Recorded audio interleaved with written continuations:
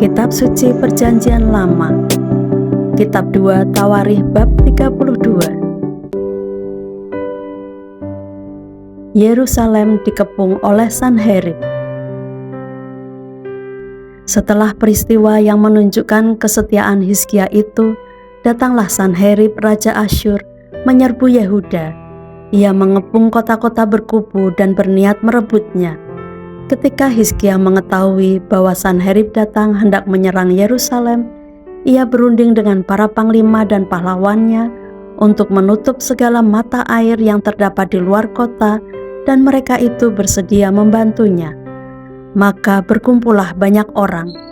Mereka menutup semua mata air dan sungai yang mengalir dari tengah-tengah negeri itu. Kata mereka, "Mengapa raja-raja Asyur harus mendapat banyak air kalau mereka datang?" Dengan sekuat tenaga, Hizkia membangun kembali seluruh tembok yang telah terbongkar, mendirikan menara-menara di atasnya dan tembok yang lain di luarnya. Ia memperkuat juga Milo di kota Daud dan membuat lembing dan perisai dalam jumlah yang besar. Ia mengangkat panglima-panglima perang yang mengepalai rakyat, menyuruh mereka berkumpul kepadanya di halaman pintu gerbang kota dan menenangkan hati mereka dengan kata-kata, "Kuatkanlah dan teguhkanlah hatimu. Janganlah takut dan terkejut terhadap Raja Asyur serta seluruh laskar yang menyertainya, karena yang menyertai kita lebih banyak daripada yang menyertai dia. Yang menyertai dia adalah tangan manusia, tetapi yang menyertai kita adalah Tuhan Allah kita, yang membantu kita dan melakukan peperangan kita." Oleh kata-kata Hizkia Raja Yehuda itu, rakyat mendapat kepercayaannya kembali. Sesudah itu Sanherib Raja Asyur yang sedang mengepung Lakis dengan seluruh kekuatan tentaranya mengutus beberapa pegawai ke Yerusalem kepada Hizkia Raja Yehuda dan kepada semua orang Yehuda yang ada di Yerusalem dengan pesan, "Beginilah titah Sanherib Raja Asyur. Apakah yang kamu harapkan? Maka kamu tinggal saja di Yerusalem yang terkepung ini. Bukankah Hizkia memperdayakan kamu supaya kamu mati kelaparan dan kehausan dengan mengatakan, 'Tuhan Allah kita akan melepaskan kita dari tangan Raja Asyur'? Bukankah Hizkia ini yang menjauhkan segala bukit pengorbanan dan mezbah Tuhan itu dan berkata kepada Yehuda dan Yerusalem, 'Hanya di depan satu mezbah kamu harus sujud menyembah dan membakar korban di atasnya'? Tidakkah kamu ketahui apa yang aku dan nenek moyangku lakukan terhadap semua bangsa negeri-negeri lain? Apakah para allah bangsa-bangsa segala negeri itu pernah berhasil melepaskan negeri mereka dari tanganku? Siapa daripada semua allah bangsa-bangsa yang sudah ditumpas nenek moyangku itu dapat melepaskan bangsanya dari tanganku?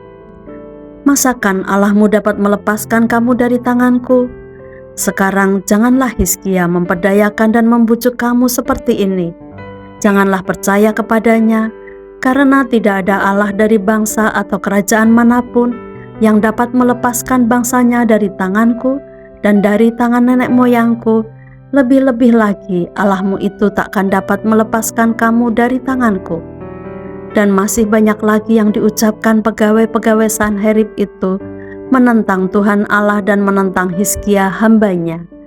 Ia menulis juga surat yang penuh cela dan hujat terhadap Tuhan Allah Israel. Bunyinya, "Sebagaimana para allah bangsa-bangsa segala negeri lain tidak dapat melepaskan bangsanya dari tanganku, demikian pula Allah Hizkia takkan dapat melepaskan bangsanya dari tanganku."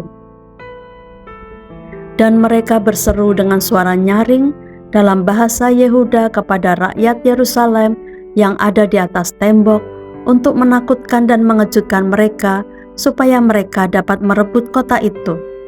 Mereka berbicara tentang Allah Yerusalem seperti tentang para allah bangsa-bangsa di dunia adalah buatan tangan manusia. Yerusalem luput dari tangan Sanherib. Tetapi oleh karena itu, Raja Hizkia dan Nabi Yesaya bin Amos berdoa dan berseru kepada sorga. Lalu Tuhan mengirim malaikat yang melenyapkan semua pahlawan yang gagah perkasa, pemuka dan panglima yang ada di perkemahan Raja Asyur, sehingga ia kemalu-maluan kembali ke negerinya. Kemudian ia ditewaskan dengan pedang oleh anak-anak kandungnya sendiri ketika ia memasuki rumah Allahnya.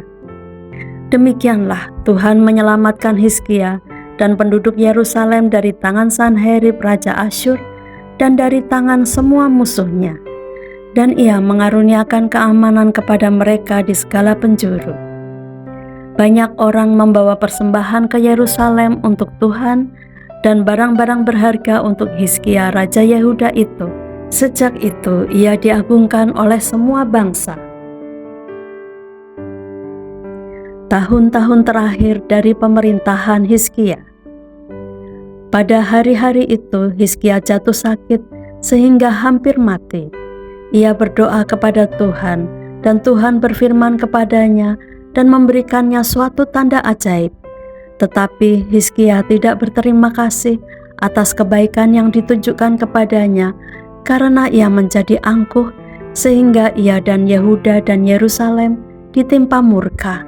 Tetapi ia sadar akan keangkuhannya itu dan merendahkan diri bersama-sama dengan penduduk Yerusalem, sehingga murka Tuhan tidak menimpa mereka pada zaman Hizkia.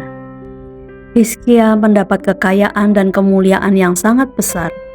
Ia membuat perbendaharaan-perbendaharaan untuk emas, perak, batu permata yang mahal-mahal, rempah-rempah, perisai-perisai, dan segala macam barang yang indah-indah. Juga tempat perbekalan untuk hasil gandum, untuk anggur dan minyak, dan kandang-kandang untuk berbagai jenis hewan besar, dan kandang-kandang untuk kawanan kambing domba. Ia mendirikan kota-kota, memperoleh banyak kambing domba dan lembu sapi, karena Allah mengaruniakan dia harta milik yang amat besar. Hizkia ini juga telah membendung aliran Gihon di sebelah hulu dan menyalurkannya ke hilir ke sebelah barat ke kota Daud. Hizkia berhasil dalam segala usahanya. Demikianlah juga ketika utusan-utusan raja-raja Babel datang kepadanya untuk menanyakan tentang tanda ajaib yang telah terjadi di negeri, ketika itu Allah meninggalkan dia untuk mencobainya supaya diketahui segala isi hatinya. Selebihnya dari riwayat Hizkia dan perbuatan-perbuatannya yang setia, sesungguhnya semuanya itu tertulis dalam penglihatan Nabi Yesaya bin Amos dalam kitab Raja-Raja Yehuda dan Israel. Kemudian Hizkia mendapat perhentian bersama-sama dengan nenek moyangnya dan dikuburkan di pendakian ke pekuburan anak-anak Daud. Pada waktu kematiannya, seluruh Yehuda dan penduduk Yerusalem memberi penghormatan kepadanya. Maka Manasye anaknya menjadi raja menggantikan dia.